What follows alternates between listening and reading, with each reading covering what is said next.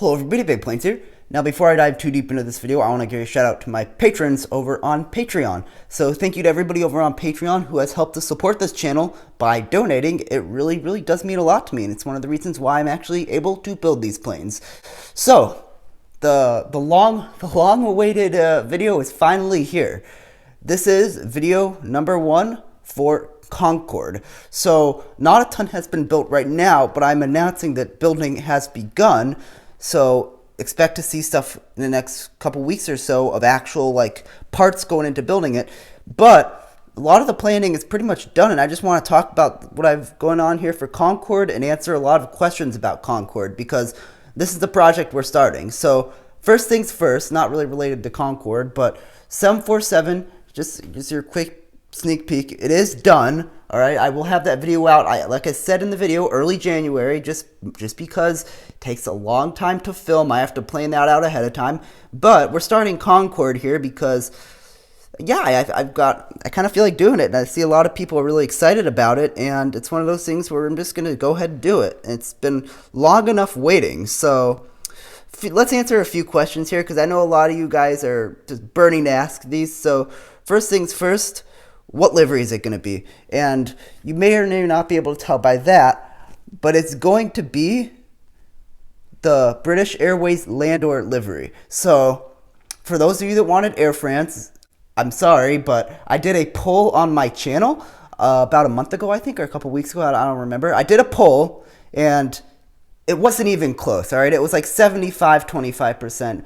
75% of the people wanted the British Airways livery, so we're doing that. So yeah, British Airways Landor livery. It's going to have the dark blue tail and the red stripe running down the side of it, and it should look pretty cool. And I didn't want to do the Pepsi livery. I know that's a lot of you probably wanted to see that, but I'm not going to do that one because I just don't think it really lends itself well to Concorde. I mean, Concorde's this big, beautiful, sleek, sharp-looking white airplane, and I just feel like it looks kind of gimmicky. So that's just my opinion. If you want to do a Pepsi Concorde, then you go right ahead. But I want to talk about some design stuff here. And the other question is, will there be instructions? Now, maybe. All right, I'm communicating with some people on this, and I'm looking at different ways we can figure out how to reverse engineer it. But maybe, if I can, I will release instructions. But no guarantees on that, so please don't be like, where are the instructions, if there are no instructions. Just don't press me on that. But let's talk about the design itself here. So this is after many attempts at the fuselage. You can see it over here. I was really going at it, trying to get that correct right there. But this is what I came up with after a lot. So yeah, it's not exactly accurate. I mean, the seats will be switched out for better seats. Those are temporary. And all the colors on the inside, those are temporary. But, yeah, I understand it should be in a 2-2 configuration. But this goes back to two things. One, LEGO minifigures are inherently fat. There's just no way around that. They would be like 3 feet wide if they were scaled up to human size. And the other thing is that this is something that I want to actually be able to, where you can put minifigures in it and pose them. So I might have been able to cram 4 seats abreast in here if it just barely fit with like half a stud wide aisle. It just would have looked awful. So this is what I came up with, a 1-1 configuration, and that kind of makes sense because the 737, which should be in a 3-3 configuration, is in a 2-2 configuration.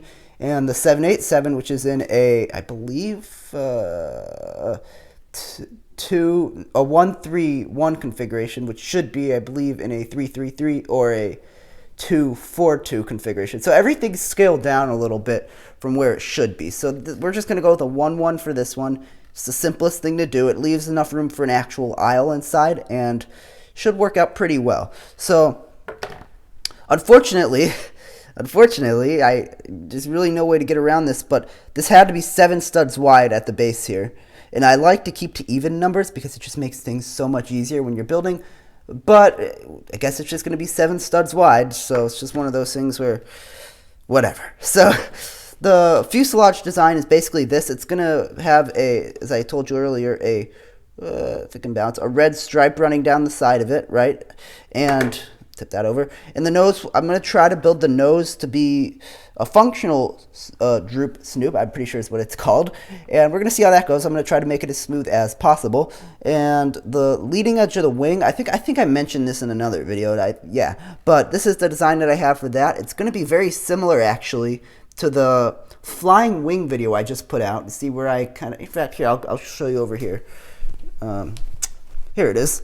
You can see here that I'm going to use something similar to what I did here, which is I used the bricks on the inside, right? And then on the outside, I will use curve slopes. Now, they will be angled a different way. These are not the curve slopes I will use, but this is just the general idea to try to get the Concorde to look as smooth and studless as possible. So just imagine like this, but Concorde and scaled up. So that's basically where we're at there. But yeah, that's what I've been up to, and hopefully we can have actual real progress happening within the next couple weeks here. We'll see how that goes. I know I still need to film the 747 and get that video out there, but yeah, Concorde, it begins. So that's all I really have for this video. Hopefully you enjoyed it, and hopefully we can get this project rolling. So that's really it for this one, and bye for now.